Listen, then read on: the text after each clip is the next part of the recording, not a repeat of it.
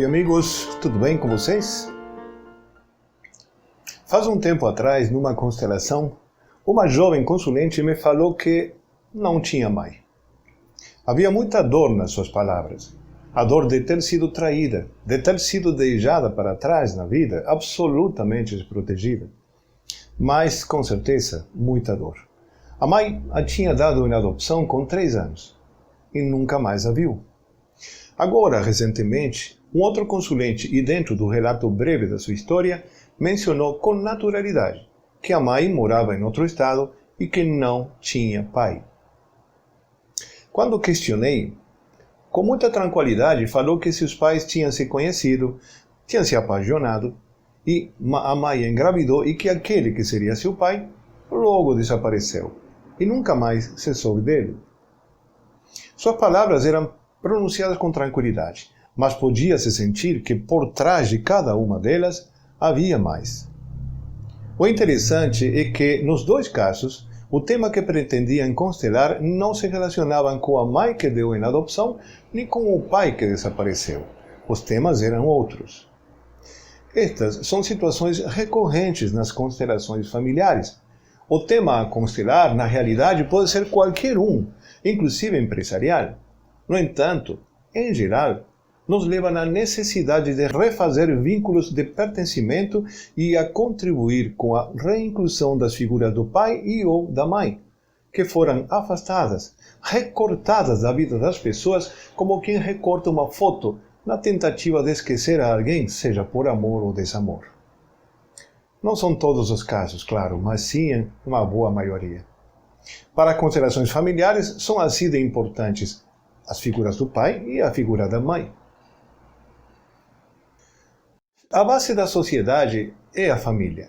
E a família base, ou nuclear, que consideramos como ponto de partida, é formada por pai, mãe e filho ou filhos. Mas o certo é que a família evoluiu muito a partir de uma incontável quantidade de adaptações sociais, culturais, históricas e materiais, desde aquele primeiro esboço de convívio primitivo, onde existia uma distribuição de tarefas por idade e sexo que tem, sem dúvidas, mais de 1 milhão de anos. Hoje sabemos que a família base ou nuclear pode estruturar-se em base a outros arranjos, como no caso de 2 pais, 2 mães, mais ou pais sozinhos, ou outras muitas possibilidades, como avós e tios cuidando de netos ou sobrinhos, famílias mistas ou irmãos maiores cuidando de irmãos menores, etc. Por tudo isto, na família nem sempre estão presentes os progenitores. Às vezes por conflitos e crises, outras por falecimentos, vícios ou doenças, por trabalho e outros assuntos familiares, mas nem sempre os progenitores estarão presentes na vida dos filhos, e isso pode ter consequências no equilíbrio e funcionalidade dessas famílias. Mas, sobretudo, poderá ter e terá consequências nos filhos.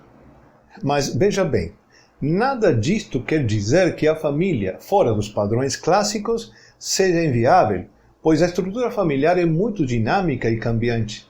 Só temos que estar atentos às leis do amor, às leis dos relacionamentos. Na sociedade primitiva, o vínculo afetivo era inexistente, e a consanguinidade reconhecida existia no filho que nascia da sua mãe, enquanto que o pai permanecia geralmente desconhecido, pois a sexualidade existia em base à afinidade ou preferência do momento. Também, nas agrupações primitivas, os cuidados dos filhos eram uma tarefa coletivizada. Poderíamos dizer que a descendência do filho desde sua mãe foi a semente do que hoje conhecemos como família. Naquele tempo, o pai permanecia anônimo, e o grupo ou clã, como um todo, funcionava como uma primeira forma de família. Só na última parte da história do homem, que é uma parte bem pequenina, podemos ver e experimentar a família tal qual hoje a conhecemos, com pesos e complicações arrastadas desde o patriarcado e com conquistas e dificuldades a vencer na atual família pós-moderna. São curtos milhares de anos de evolução na estrutura familiar os que nos levam à família nuclear atual. O patriarcado deixou como herança uma visão do pai deturpada, e uma visão da mãe imprecisa e confusa. Foi um período que podemos chamar de condenável e, ao mesmo tempo, necessário. Mas podemos observar, a partir de tudo isso, que o laço relacional mãe e filho é primário em relação ao laço pai e filho, que surge depois, decorrente da necessidade de certificar o parentesco. Podemos conversar muito, discutir e analisar muito toda esta saga familiar, todas as cicatrizes que ficaram, o legado do machismo e da submissão feminina, e da mesma forma, as possibilidades que se abrem a partir de toda esta experiência, a partir de tudo ter sido do jeito como foi. A família nuclear de pai, mãe e filhos podem se projetar como modelos a seguir ou perder sua forma original, pois a realidade se abre em leque para dar espaço a múltiplas possibilidades. Podemos desenhar a família da forma que for, mas de uma coisa podemos estar seguros: sempre, sempre haverá uma mãe e haverá um pai. Em todo caso, sempre e sem exceções, ainda nos momentos mais difíceis e faltos de afetos, os filhos sempre receberão 50% da carga genética paterna e os 50% da carga genética materna. Ainda que o pai ou que a mãe se afastem, morram ou desapareçam, suas heranças sistêmicas sempre permanecerão, ou seja, as figuras do pai e da mãe, fundamentais para gerar vida, existirão na concepção e, desde aí, continuarão existindo. É uma questão biológica ineludível de esperma e óvulo. Nas primeiras agrupações humanas, a relação de parentesco existia, mas resultavam imperceptíveis e a união em grupos se realizava por motivos práticos e naturais. A mãe, como relação de consanguinidade e descendência direta, acompanha a criança desde a concepção, mas nem sempre continua por perto de sua prole. O pai, sempre presente na concepção, pode permanecer ou pode dar sua herança e sair da cena.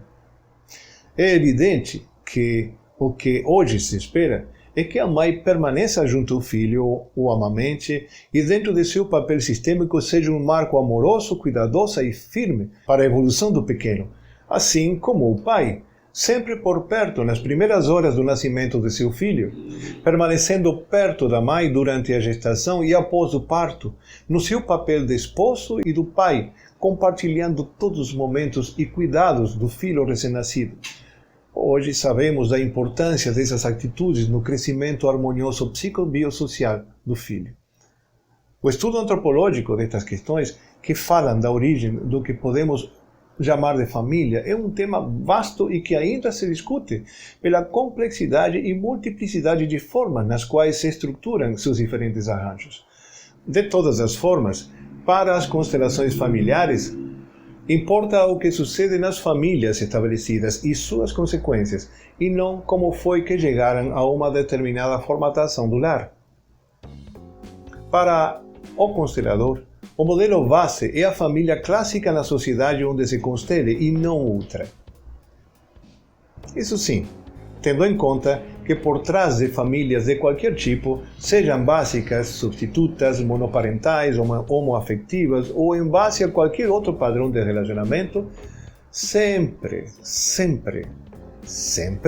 existirá um pai biológico e uma mãe biológica e, consequentemente, haverá heranças sistêmicas intransferíveis. Sempre existirá uma mãe biológica e um pai biológico.